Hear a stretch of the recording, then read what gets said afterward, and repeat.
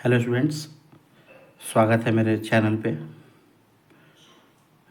आज हम CBSE boards के एग्ज़ाम के लिए चैप्टर शुरू करने जा रहे हैं, जिस चैप्टर का नाम है कार्बन एंड इट्स कंपाउंड्स।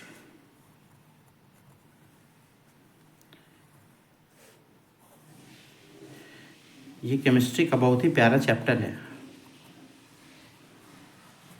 इस चैप्टर से अप्रॉक्स 6 से 10 मार्क्स का जो है क्वेश्चन आता है हमारे बोर्ड के एग्ज़ाम में। अभी 6 to 10 मार्क्स में 2 मार्क्स ऊपर नीचे इसमें हो सकते हैं एग्जामिनेशन में, लेकिन अप्रॉक्स इतना ही के आसपास आता है।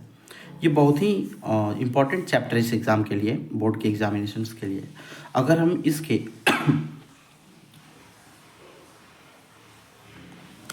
कुछ इम्पॉर्टेंट टॉपिक्स की अगर बात करें तो कुछ इम्पॉर्टेंट जो टॉपिक्स हैं जो हम इस चैप्टर में कुछ पॉइंट के बेसिस पे हम इसको पढ़ सकते हैं। जैसे एक नंबर में हम इस चैप्टर में बात करते हैं कैटेनेशन के बारे में,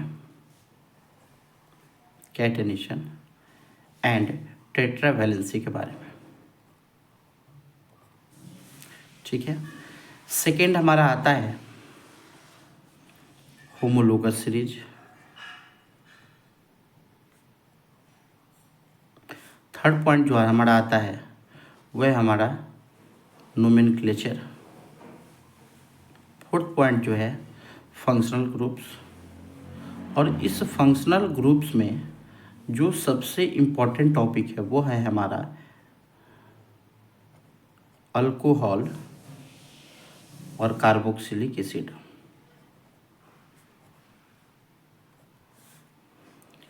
नेक्स्ट टॉपिक है केमिकल प्रॉपर्टीज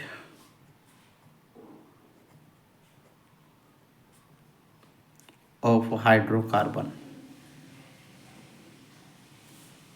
और लास्ट है सोप एंड डिटर्जेंट। तो ये जो हम 6 चैप्टर देख रहे हैं, इससे ज़्यादातर एग्ज़ाम में क्वेश्चंस पूछे जाते हैं। ठीक है। अब हम इस चैप्टर को, ये तो हमारा था इम्पॉर्टेंट टॉपिक्स, लेकिन हम इस चैप्टर को एकदम स्टार्टिंग से पढ़ेंगे। जो स्टूडेंट्स इस चैप्टर को नहीं पढ़े हैं या उनका ये टॉपिक वीक है, आज उनका सारा प्रॉब्लम जो है, डाउट जो है, सॉल्व होने वाला है इस चैप्टर में। ठीक है। तो हम शुरू करते हैं। सबसे पहला जो हमारा टॉपिक है वो हमारा स्टार्ट हो रहा है आज टेट्रावैलेंसी ऑफ कार्बन से। ठीक है। अब यह टेट्रावैलेंसी ऑफ कार्बन होता क्या है इसके बारे में हम समझेंगे। तो कार्बन जो है, इसका एटॉमिक नंबर हमारा कितना होता है? 6 होता है। अगर हम सेल में अगर इसको अरेंज करते हैं तो के सेल और एल सेल में इसका इलेक्ट्रॉन कुछ इस टाइप से हम फिल करते हैं। ठीक है। अगर सब सेल में अगर फिल करें तो सब सेल में एस पी डी।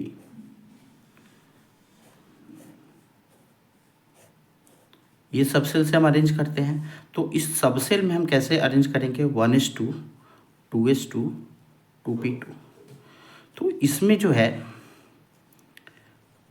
एक जो है 1 कंप्लीटली फिल्ड इस ऑर्बिटल है, लेकिन हम आखिरी 2 की बात करें तो इसमें 2 हाफ फिल्ड पी ऑर्बिटल्स है। ठीक है। तो कार्बन के आउटर मोस्ट सेल में, सभी केस में आउटर मोस्ट सेल में कितने इलेक्ट्रॉन है? 4 इलेक्ट्रॉन है। मतलब इसका जो वैलेंस इलेक्ट्रॉन है यह कितना है हमारा? 4 है। तो इस कारण ये क्या शो करता है? टेट्रावैलेंसी को शो करता है। अब ये इसमें एक क्वेश्चन आता है कि कार्बन जो है यह 2 केस कर सकता है, या तो 4 इलेक्ट्रॉन का गेन कर सकता है या 4 इलेक्ट्रॉन का लॉस कर सकता है। गेन करके यह कैटायन बन सकता है, सॉरी एनायन बन सकता है, और लॉस करके यह कैटायन बन सकता है। ठीक है, लेकिन यह दोनों कंडीशन जो है यह पॉसिबल नहीं है। अब क्यों पॉसिबल नहीं है? लार्ज अमाउंट ऑफ एनर्जी जो है रिक्वायर होगा। अब लार्ज एनर्जी रिक्वायर होगा, इसलिए ये पॉसिबल नहीं है कि कार्बन ना तो 4 इलेक्ट्रॉन का गेन कर सकता है और ना ही 4 इलेक्ट्रॉन का लॉस कर सकता है। तो जब अब गेन नहीं कर सकता है, लॉस नहीं कर सकता है, तो इसके पास अब ऑप्शन क्या बचा? केवल क्या कर सकता है? यह शेयरिंग ऑफ इलेक्ट्रॉन कर सकता है। अब वो भी ये शेयरिंग ऑफ इलेक्ट्रॉन किस टाइप का इलेक्ट्रॉन?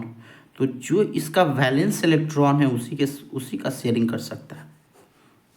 ठीक है, अगर हम बात करें कि तो ये वैलेंस इलेक्ट्रॉन का शेयरिंग जब करेगा, इलेक्ट्रॉन का जब शेयरिंग करेगा आपने, तो ये शेयरिंग करने से ये क्या हो जाएगा?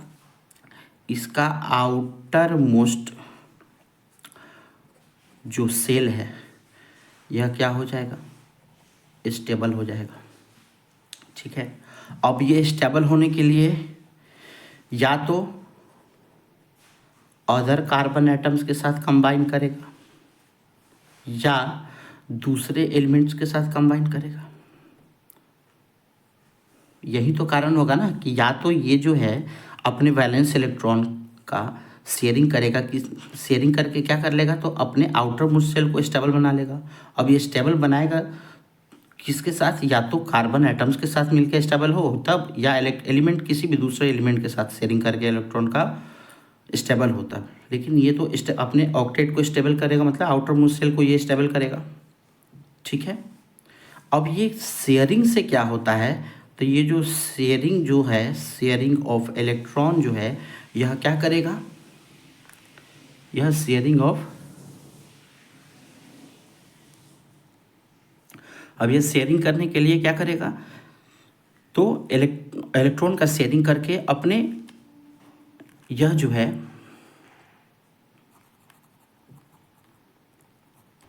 शेयरिंग ऑफ इलेक्ट्रॉन जो है यह क्या करेगा? तो lead to both atoms attaining the noble gas configuration.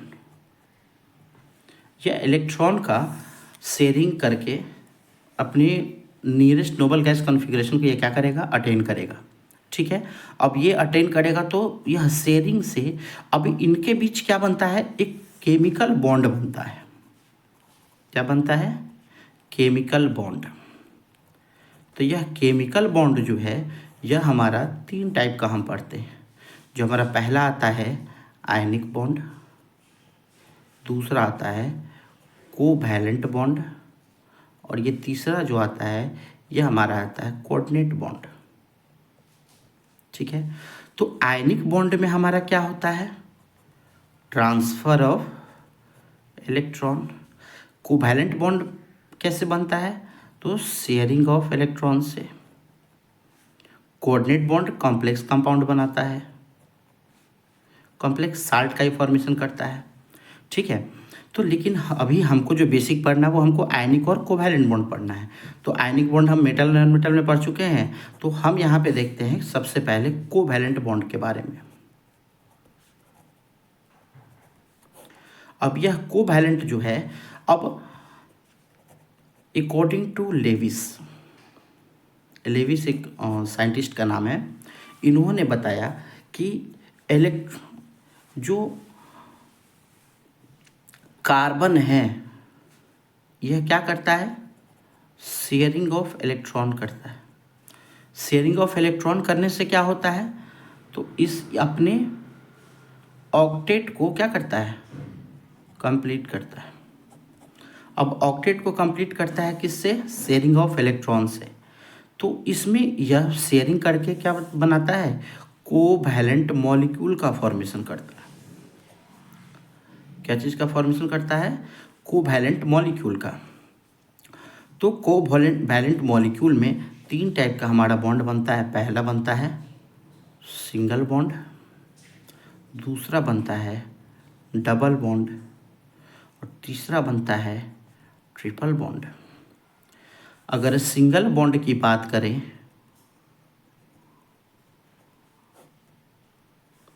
तो हम हाइड्रोजन मॉलिक्यूल के लिए देखते हैं। हाइड्रोजन मॉलिक्यूल की बात करें तो हाइड्रोजन मॉलिक्यूल के आउटर मोस्ट शेल में कितना इलेक्ट्रॉन होता है? 1 इलेक्ट्रॉन।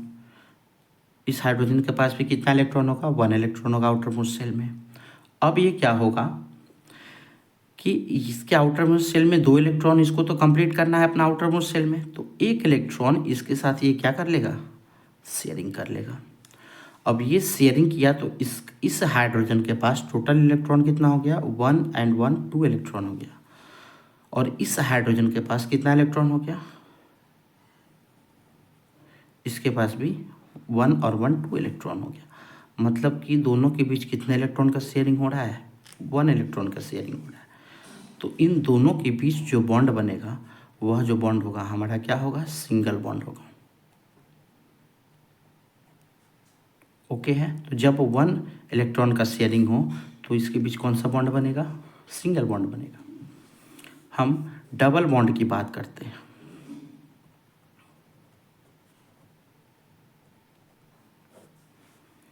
डबल बॉन्ड में हम O2 मॉलिक्यूल की बात करते हैं। ऑक्सीजन ऑक्सीजन के आउटर मोस्ट शेल में कितने इलेक्ट्रॉन होते हैं? 6 इलेक्ट्रॉन होते हैं। 2 2 4 2 6। इस ऑक्सीजन के पास भी 2 2 4 2 6। तो इसके पास कितना इलेक्ट्रॉन है? टोटल 6 इलेक्ट्रॉन है। अगर ये इसके 2 इलेक्ट्रॉन को अपने साथ शेयर कर लेता है तो इसके पास टोटल कितने इलेक्ट्रॉन हो गए? इस ऑक्सीजन के पास 6 और 2 8 इलेक्ट्रॉन हो गया। अब इस ऑक्सीजन के पास 2 2 4 2 6 इलेक्ट्रॉन है। अब इसके साथ ये शेयरिंग कर लिया तो कितने इलेक्ट्रॉन का हो गया ये? अब इस ऑक्सीजन के पास 8 इलेक्ट्रॉन कंप्लीट हो गए। तो अब हम यहाँ से समझेंगे कि दोनों ऑक्सीजन के बीच में 2 इलेक्ट्रॉन का शेयरिंग हो रहा है तो इनके बीच बॉन्ड कौन सा बनेगा? 2 बॉन्ड बनेगा। मतलब 2 पेयर ऑफ इलेक्ट्रॉन का शेयरिंग हो रहा है तो इसके बीच बॉन्ड कौन सा बनेगा? डबल बॉन्ड बनेगा। यह कौन बॉन्ड होगा? ये डबल बॉन्ड होगा हमारा। ठीक है।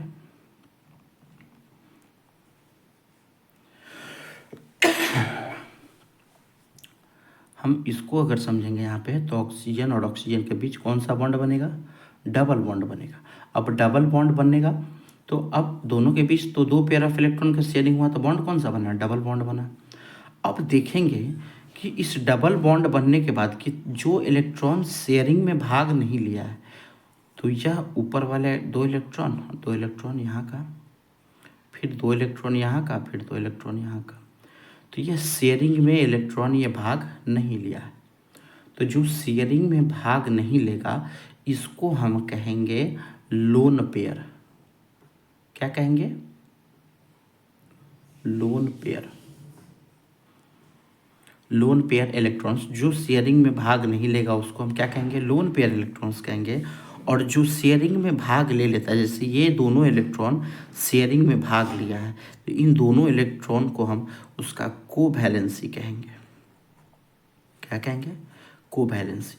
तो जो शेयर्ड पेयर ऑफ इलेक्ट्रॉन होगा उसको हम कहेंगे कोवैलेंसी, और जो अनशेयर्ड पेयर ऑफ इलेक्ट्रॉन होगा वो हमारा क्या बनाएगा? लोन पेयर बनाएगा। ठीक है। अब हम देखते हैं ट्रिपल बॉन्ड का फॉर्मेशन।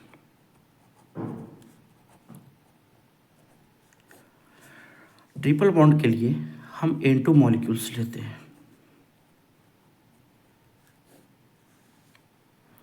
नाइट्रोजन के आउटर मोस्ट शेल में इलेक्ट्रॉन होते हैं 5 2 3 4 5 2 3 4 5। अब ये 5 इलेक्ट्रॉन तो इसके पास है, 3 इलेक्ट्रॉन इसके साथ शेयरिंग कर लेगा तो कितना है टोटल इलेक्ट्रॉन हो गया? 5 और 3 8। फिर इस नाइट्रोजन के पास इलेक्ट्रॉन है 5, इसके साथ शेयरिंग कर लिया तो कितना हो गया? ये 8। अब समझेंगे इस चीज़ को। नाइट्रोजन के बीच कितने इलेक्ट्रॉन पेयरिंग का शेयर हुआ? 3 पेयर ऑफ इलेक्ट्रॉन का शेयरिंग हो रहा है तो इसके बीच कौन सा बॉन्ड बनेगा? ट्रिपल बॉन्ड बनेगा। कौन सा बॉन्ड बना, ये हमारा ट्रिपल बॉन्ड बना, ठीक है। लेकिन नाइट्रोजन पे तो जो शेयरिंग हुआ तो ये ठीक है, 3 इलेक्ट्रॉन पेयर का शेयरिंग हुआ। अब ये जो शेयर नहीं हो पा रहा है, जो इलेक्ट्रॉन बच जा रहा है, ये हमारा क्या दोनों बनाता है, लोन पेयर बनाता है। यह हमारा क्या बनाएगा, लोन पेयर बनाएगा। इतना क्लियर है, ठीक है। अब लोन पेयर जो होता है यह केमिकल रिएक्शन में, केमिकल बॉन्डिंग में भाग नहीं लेता है। Do not take part in chemical bonding, यह केमिकल बॉन्डिंग में भाग नहीं लेगा। क्लियर है। कोवैलेंसी हम समझ गए कि जो शेयर्ड पेयर ऑफ इलेक्ट्रॉन होगा वो हमारा क्या कहलाएगा, कोवैलेंसी होगा, और जो केमिकल बॉन्डिंग में भाग नहीं लेगा वो हमारा क्या होगा, लोन पेयर होगा, ठीक है। अब कोवैलेंट मॉलिक्यूल का, कोवैलेंट मॉलिक्यूल जो है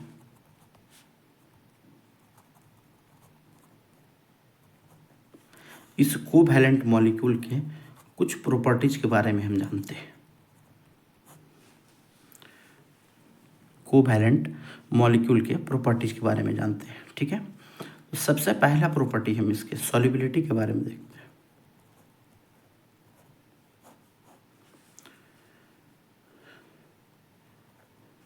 ये ज़्यादातर जो है वाटर में या तो इनसॉल्युबल होगा और नहीं तो लेस सॉल्युबल होगा, बहुत ही कम अमाउंट में सॉल्युबल होता है वाटर में, ठीक है। अगर इसके melting point and boiling point की बात करें तो यह बहुत ही ज़्यादा लो होता है।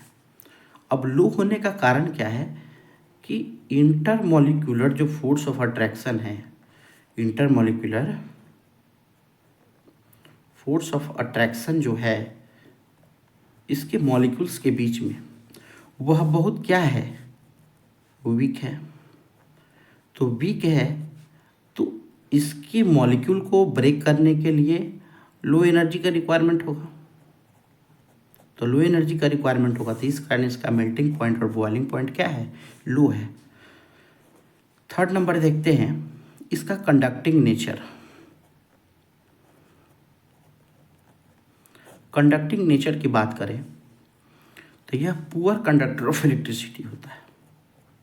क्या होता है हमारा, पुअर कंडक्टर ऑफ इलेक्ट्रिसिटी होगा, ठीक है।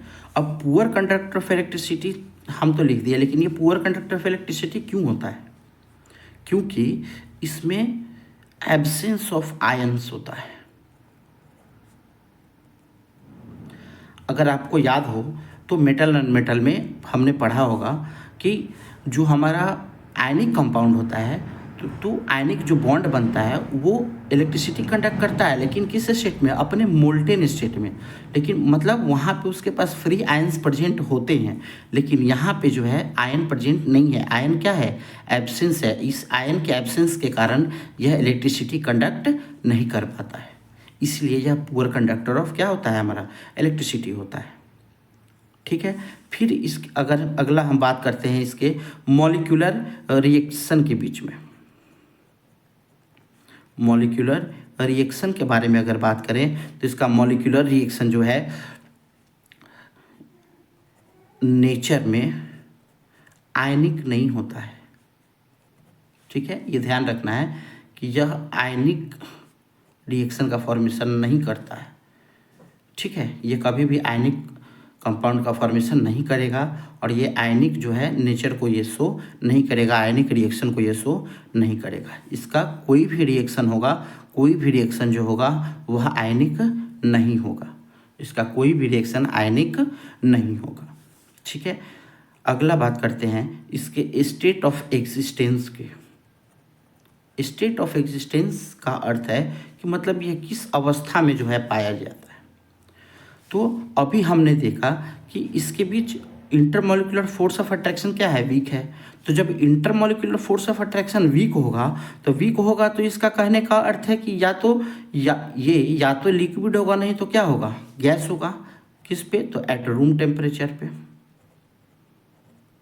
नॉर्मली समझेंगे कि अगर इंटरमोलिकुलर फोर्स ऑफ अट्रैक्शन कमजोर है, वीक है, लो एनर्जी लग रहा है उसको ब्रेक करने में, तो इसका अर्थ है या तो वो लिक्विड होगा, नहीं तो क्या होगा, गैस होगा।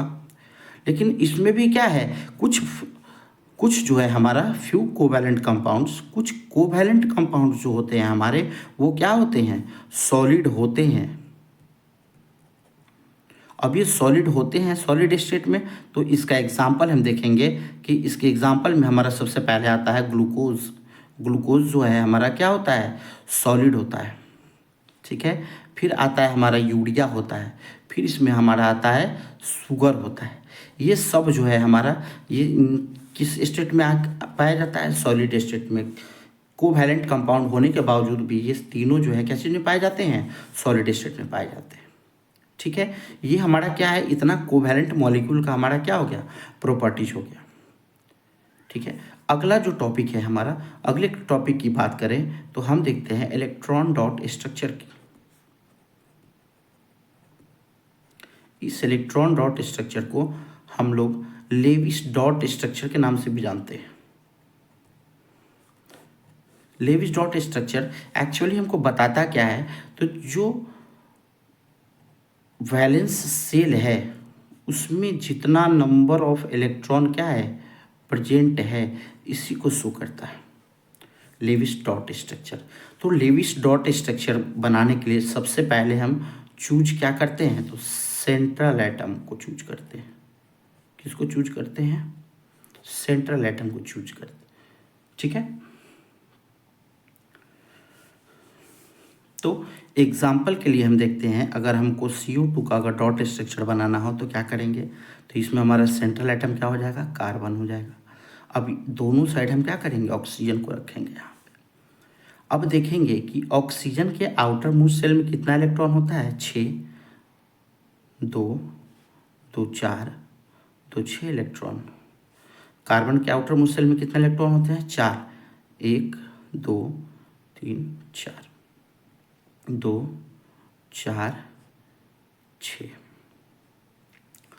अब समझेंगे यहाँ से, अगर यह 2 इलेक्ट्रॉन का शेयरिंग आपस में कार्बन और ऑक्सीजन कर लेता है, तो क्या यहाँ से जो है हमारा जो है यह टोटल, इस ऑक्सीजन के पास 2, 4, 6 और ये 2, 8 इलेक्ट्रॉन हो गए इस ऑक्सीजन के पास।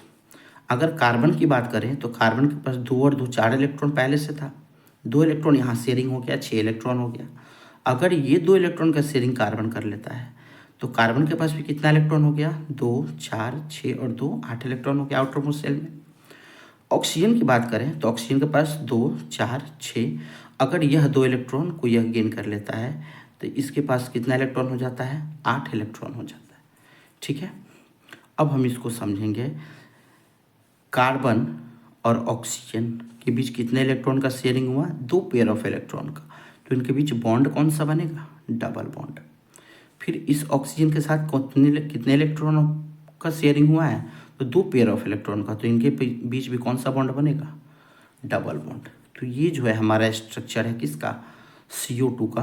और ये हमारा डॉट स्ट्रक्चर है। डॉट स्ट्रक्चर में हम क्या बताते हैं, तो वैलेंस सेल में जितना नंबर ऑफ इलेक्ट्रॉन प्रेजेंट है वो हमारा क्या कहलाता है, लेविस डॉट स्ट्रक्चर जो है वो शो करता है, ठीक है।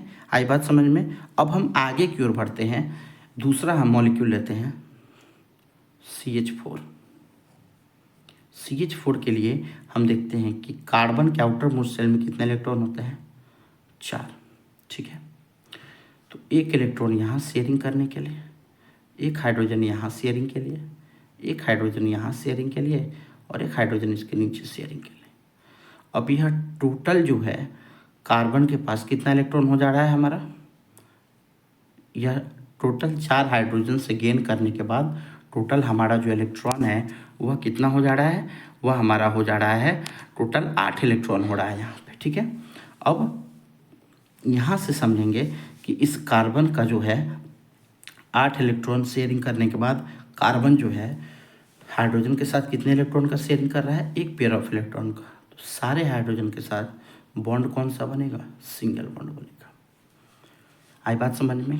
तो अब हम आप लोग के लिए दे रहे हैं कि आप जो है C2H4 इथाइलिन का, फिर C2H2 एसिटिलीन का आप इसका स्ट्रक्चर बनाएं। फिर आगे हम कल की क्लास में देखेंगे एलोट्रॉप्स ऑफ कार्बन के बारे में, कैटेनेशन के बारे में। आगे और ज़्यादा से ज़्यादा जानकारी हम शेयर करेंगे इस चैप्टर में, ठीक है। अगर ये सेशन आपको अगर पसंद आया हो तो अपने दोस्तों के बीच शेयर करें, ज़्यादा से ज़्यादा मात्रा में शेयर करें, लाइक करें, सब्सक्राइब करें। Thank you.